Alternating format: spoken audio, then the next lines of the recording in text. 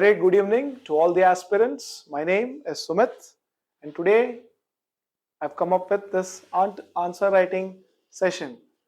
Many of the aspirants who have already cleared the KS prelims.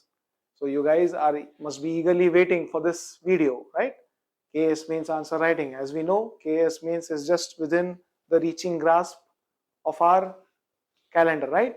So let us deep dive into this session, which will definitely help you in answer writing, right? Okay, so let us look into what to do. Let us look into the immediate do's and don'ts of this session, right? So first ಏನಂದ್ರೆ the basic question. What is that basic question? ಎಲ್ಲರೂ ನಾವು ಏನು ಮಾಡ್ತೀವಿ, generally miss ಮಾಡ್ತೀವಿ. We do not read the question correctly or properly enough. Most of the times we only look into the one word or two words which we are aware of. We do not deep dive into the question. So that is the biggest mistake which we generally commit while writing the answers. So it's my humble suggestion that you please read the question studiously, religiously, and with a lot of patience, right? You will at least have to spend 20 to 30 seconds reading the question and trying to understand it, trying to digest the question, trying to understand what the examiner is asking from you, right? The questions might be very long, like they might come in some other components. There should be the first part of the question, there would also be the second part of the question sometimes, and sometimes the question asks many other things, like it asks you to critically comment or examine the issue, or critically examine the issue or elucidate. So these are the keywords which the question generally asks. So based on that you will have to write the answer, right? So you will have to keep in your mind, please make sure, do not make a mistake over here, because this is one of the most important questions. First you will have to read the question properly and understand it. If you understand the question properly, then only you will be able to write the answer.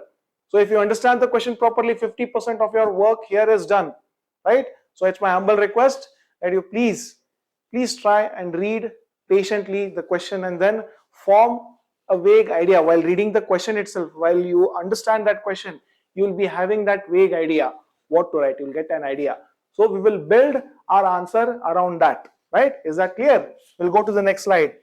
So the next slide is about the format. You should all have a basic format of answers in your mind, right? The good old way of having a format is, first we will go with the introduction.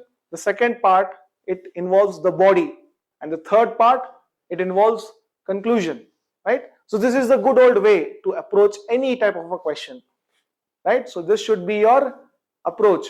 You should always have a template in your mind, and this does not come immediately. It only comes through practice. So that is why you will have to keep on giving a lot of test series.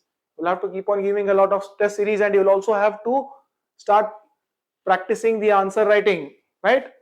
So once you are into that mode, there's a general template which is formed in your mind, right? So this template should always involve these three things: introduction, body, and conclusion, right? This is the good old way to approach a question and present your answer in such a format, right? So this is one of the most important things. Now let us look at the introduction part, right? Any question given, if there is any question, right, the way we should approach is through introduction, body, and conclusion, and in that part we will look at the introduction, right?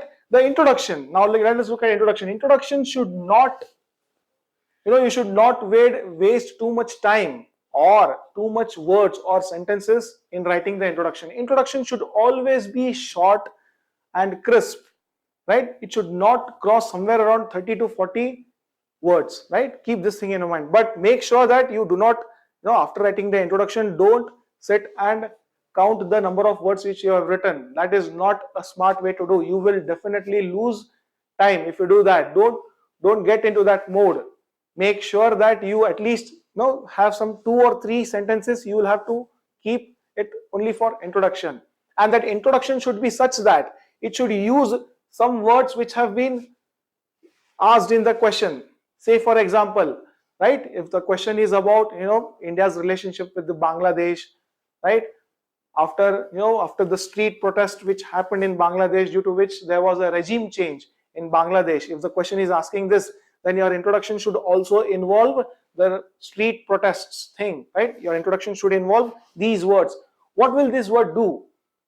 It only adds to your answer, right? The examiner, the evaluator who is correcting your answer paper, he will know that you have understood the question properly. If you are using those words, he will know that your mind has come into focus with these things which the question is demanding from you, right? It is my humble request that you please, at least in your introduction part, at least use some keywords from the question itself, right? So this will make sure that the evaluator will understand that you and him are on the same page, right? So now let us look at the body part. So the body part is one of the most important parts of your answers. So it should contain the fodder, the material, right? The material, the most important thing of your answer. You can start the body by having some subheadings, right? By having some subheadings. Again, those subheadings should always reflect your questions, right? As I told you, as I was talking about this Bangladesh issue, in case if the question is asked about the issues India is facing with Bangladesh, if the question is asking this, then you'll have to give a subheading by writing issues between India and Bangladesh. After giving this heading, you can expand on this idea. Say for example, you can write 2 or 3 points to explain that issue, or you can generally give 1 or 2 paragraphs consisting of 2 or 3 sentences each, right? This is the body part. In some cases, there are some questions which ask you your opinion, or they ask you to examine the question. Then you will have to bring out the pros and cons of that issue, or merits and demerits. If specifically if the question is asking you to comment or critically comment, you will have to come up with an opinion, right? And please make sure that you do not give out your own personal opinions with your biases, okay? Your opinions should be such that they will have to be borrowed or learnt from the content which you have already read while preparing for these examinations. Say for example, the views that have been openly expressed in Hindu editorial can also be of more help, or those of Economic and Political Weekly, or many such, the content where you generally keep on reading and taking all those contents. It should be supported by some good theory, some good opinions, right? Your opinion should not be your own personal one containing your own biases. Please don't do this mistake, right? The opinions or the comments which you are putting in your answers should be properly represented, and they should present a neutral view, right? This is my personal opinion, right? So after that, you can also get into the subheadings. Say for example, in the case of Bangladesh and India, as I told you, if the question mentions the issues between the India and Bangladesh, if that is the first heading, the second heading could also answer the second part of the question. Say for example, what should India do to resolve this tense partnership between India and Bangladesh? If this is the second part of the question, then you can address this question by putting another subheading and heading towards a second part of the body of the question, right? So you should write the way forward, or what India can do, India's approach. This could be the subheading which I think you can quite easily use in such instances and expand on that idea and write the answer, right? So this is the major part about the mains. Then let us look at the conclusion. So in the conclusion part, generally what many students and aspirants make a huge mistake. They make a mistake of writing overtly positive comments, right? Overtly positive conclusions. These things, fine. It is not required, it is much better if you have a balanced approach. The word here, the most important word over here is balanced approach. You should always, tinge your understandings with your reality, but you should not write either negatively or too much positively. Your writing or your thoughts or your opinion should be in such a way that there is a certain amount of moderation in that. Say for example, you will have to include the reality in it, as well as paint a slightly positive picture. This goes a long way. This goes a long way in securing good marks for sure, right? The evaluator will know that you are not either an idealist or a pessimist. You are the one who understands the neutral point of view, and you are trying to address the problem. This is what the examiner will definitely look into your answer. So now once the conclusion is over, now let us look at the content. The content, right? The content, right? You will have to know about the issues going around you, right? How will you build on that? You will build it only through deep and varied understanding, through deep and varied reading. You should be an avid reader, right? You should keep on reading magazines, you should keep on reading good newspapers, as well as some materials which are amply available in the market. Not only that, even on the internet there are some reputed sites like Economical and Political Weekly, the Outlook, the Frontline. See, I need not spend my time on saying what kind of materials you should read, but make sure in order to improve your content, you will have to have a proper reading base, right? You should have a varied reading base. You should not only read one part of the story, you will have to read both the parts of the story and also come to your own conclusion. That will definitely help you improve your content, right? Is that clear? Okay, let's go to the next slide. So the other part of the session which I would like to address over here is about the diagrams, right? Diagrams and spatial spacing of your answers. The diagram part is very much essential, right? It will help break the evaluator's monotony, right? The evaluator, after correcting many booklets who have already written in sentences, he would be a bit bored. In order to make your answer a bit more unique, you will have to add these part in your answers, right? Say for example, if the question concerns the geography of India, and if the question is asking you about the black soil of our country, then it would really add to your answer if you drew a map of India and also showed where this black soil is dominant in our geography of India. This will go a long way in making your answer appear unique, right? If your answer is unique, it even breaks the monotony of the evaluator, and that I think will definitely give you some brownie points over here, right? So diagrams and flowcharts you can use based on the question. If you use it, it will definitely help you gain some extra marks. Apart from that, the other important aspect which I would like to throw light on is about the spatial arrangement of your answer. The spatial arrangement should be done in such a way that your answer is legible. Fine, even if you do not have a very great and beautiful handwriting, if you maintain a proper spatial arrangement between the paragraphs and between the words and sentences, that will go a long way in making your paper appear quite legible, right? For any evaluator or examiner, your paper should be legible and clear, right? It should appear in a much more proper way. It is not necessary that you write in a very attractive way. That is not necessary. However, the time limit over there is very less. So in order to improve the legibility of your answer paper, it is important that you maintain proper spatial distance between and among the words, right? Is that clear? Fine, we'll go to the next slide then. The other important thing over here is timing.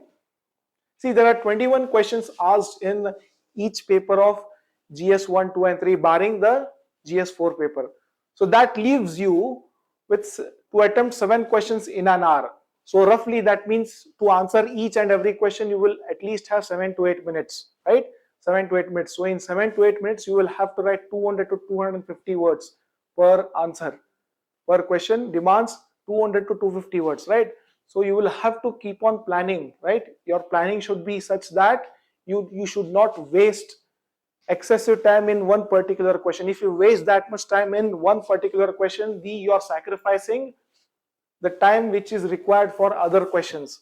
In that way, you will definitely lose or skip some questions in the last, right? So don't do this mistake. Make sure that you maintain a proper timing, and for that I think you will have to take up a lot of test series and also invest time in answer writing. That I think if you do, this problem of timing would be definitely taken care of. And also the timing and content should not, see, both are inversely proportional, right?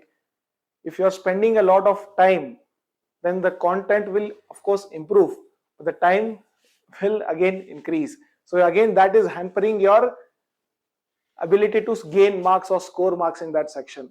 If you're focusing not on content but finishing the answer, I think that is also not very much healthy. So you will have to find a balanced approach again over here as well. As Buddha said, it is the golden mean where you find peace and where your efficiency is multiplied. So please make sure that you neither compromise on your time nor do you compromise on your content, right? Try to balance both these challenges while writing the answer. Let us look at the language, right? The language should not be very much flowery. See, you need not, you need not flatter the evaluator. The evaluator is a much educated man. He is evaluating your answers. He has certain amount of credibility on his own. But don't, just because you do not know about any issue or you are unaware of that question, do not try to obfuscate it with flowery language. This flowery language often doesn't get you marks. It only creates a kind of suspicion in the mind of the evaluator where he might feel that you're trying to cover up the lack of knowledge you possess in that question, in writing that answer. That is why you are substituting that with the flowery language. Please do not do that. That doesn't mean that you do not use proper language. You have to use the average language, average English, which we read in the newspapers or in your textbooks. That is fine, but do not get into using that flowery language and using very high connoted words. That I think won't help you a lot. Please understand. Please write some basic understanding. Please write sentences, construct your sentences in such a way that the language appears very simple, right? And also use this. You have to use commas and semicolons in such a way that the long sentences, they do not appear too often in your questions, right? Please use commas and semicolons. That in a way will help the evaluator understand what you are trying to express in the answer. So this is what I wanted to tell to you, and this in short is what I wanted to take in this session. I hope you have got all the relevant points. My wishes are always with you. All the very best to all the aspirants. Thank you so much.